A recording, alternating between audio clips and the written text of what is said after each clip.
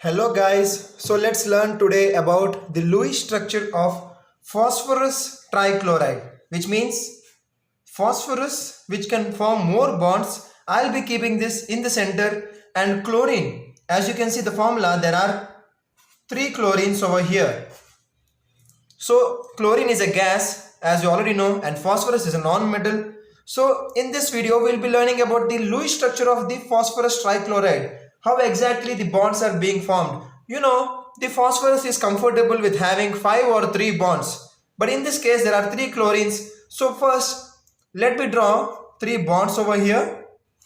Oh, but wait, we have to know how many electrons are there for phosphorus trichloride, which means phosphorus being in the 15th group will have 5 valence electrons,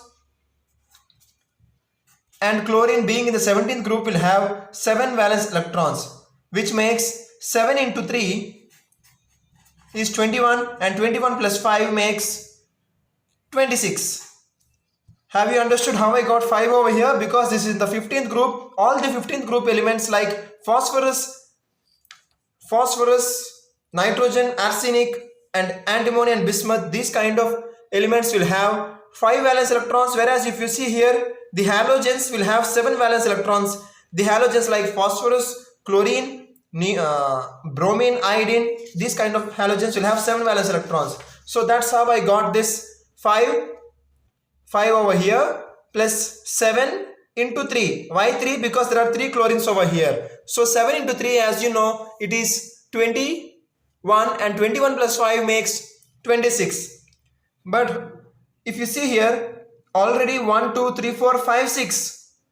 Okay, 6 bonds have already, 6 electrons have already been shared. This one bond equals 2 electrons. So 3 bonds, 3 into 2 is 6 electrons. But what about the remaining 20? First, let me draw the electrons for the chlorines here. 1, 2, 3, 4, 5, 6, 7, 8, 9, 10, 11, 12.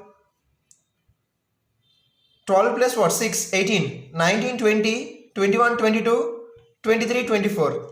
Okay, there are 24 over here, but what do we actually need? We actually need here 26. But what about those 2 extra electrons? As I already told you in the starting, that phosphorus can form 5 bonds or 3 bonds, depend upon its comfortable nature, because it can easily form 3 bonds and also 5 bonds sometimes. So that's why the extra 2 electrons I am going to dump on the phosphorus here.